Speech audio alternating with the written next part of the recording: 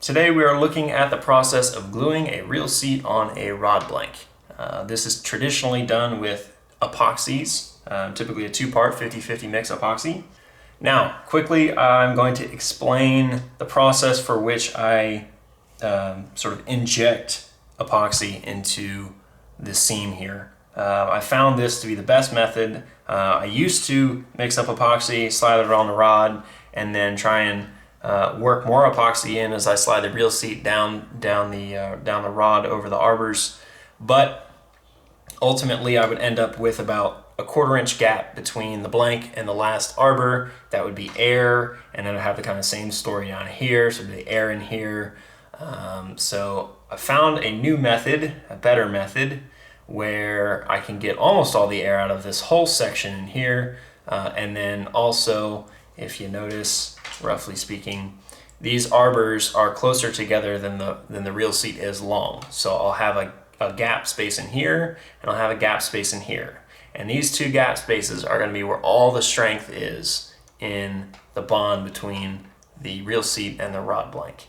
The more space that you have between the reel seat and the rod blank for epoxy to fill, the more direct contact you're gonna have between your reel seat and your rod blank, and therefore the more feeling you're gonna gain in your hand when the rod blank wants to move.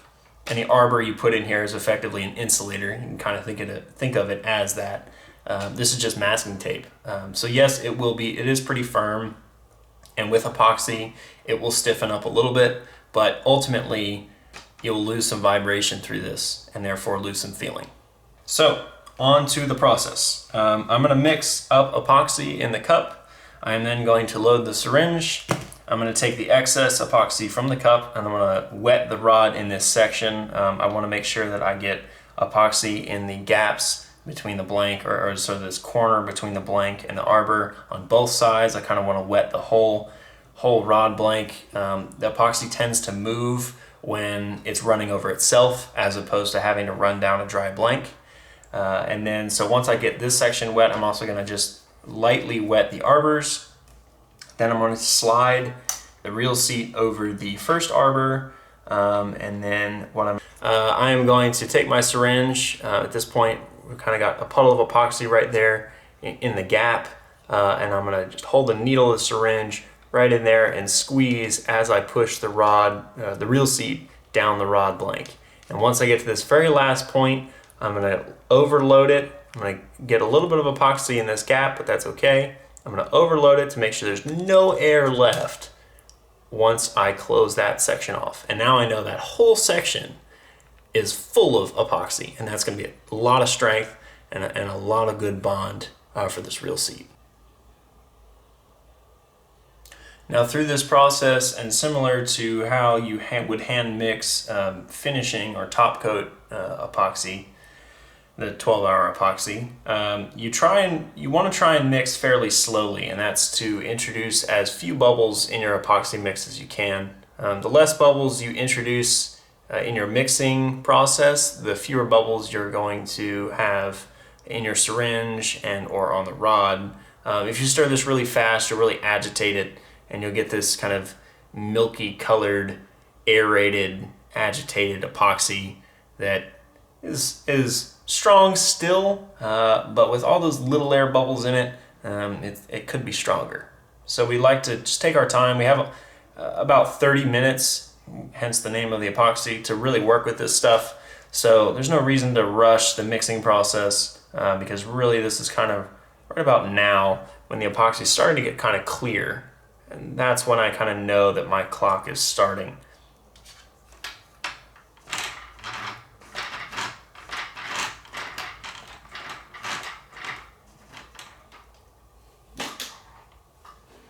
So as briefly mentioned before, I'm going to make sure I work all the epoxy that I can up in these corners to get the whole sort of blank section nice and wet. There we go.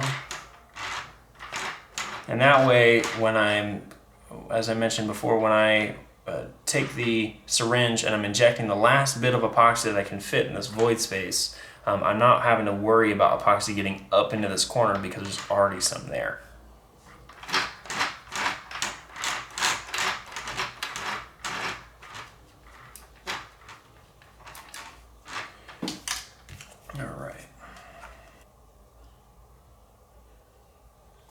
Another thing to note in this process, you want to be careful not to suck up too much air in your syringe.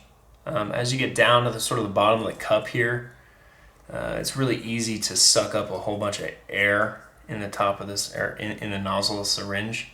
And what it'll make it difficult later, because as you're injecting, you're actually compressing the air in the syringe as the flow of epoxy can't keep up as it's coming out.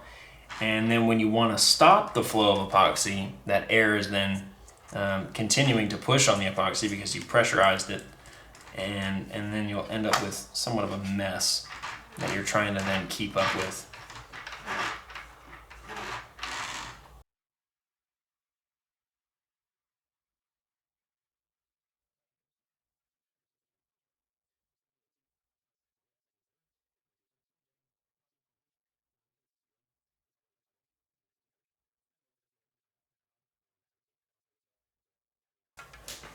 Try to do this as best I can on camera.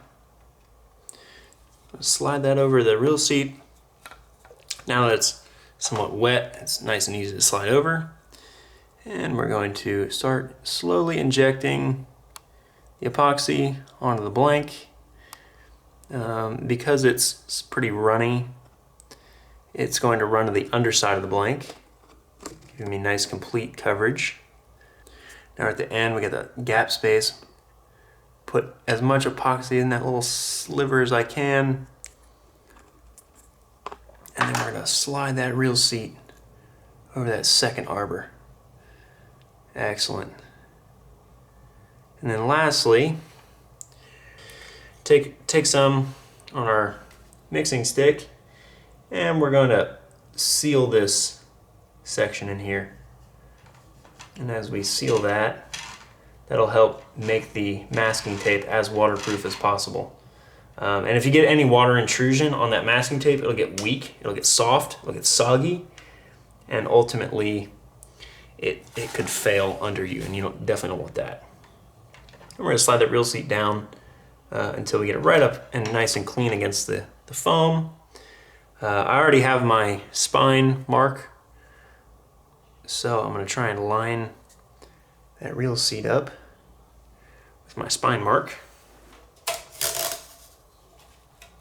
Take a piece of tape, tape the reel seat to the grip so that it stays right where I left it. Now we're going to stand the rod up, and we're going to stick the tip of the syringe in there, and we're just going to fill this nice and slowly until all the epoxy that can possibly fit under this reel seat has pushed all the air out. And then I know that there's definitely no air intrusion under my reel seat. One other thing you can do to help work any air bubbles out and help sort of epoxy flow into the reel seat is use some heat. If you have a heat gun, you're welcome to blow some heat on it to help work air out from underneath your reel seat.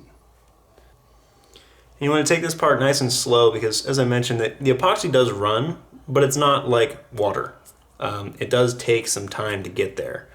And if you go too fast, you'll actually trap air under there, and that's the whole point of doing this, is to get all the air out. So you want to take your time, let the epoxy flow in, as opposed to forcing it in.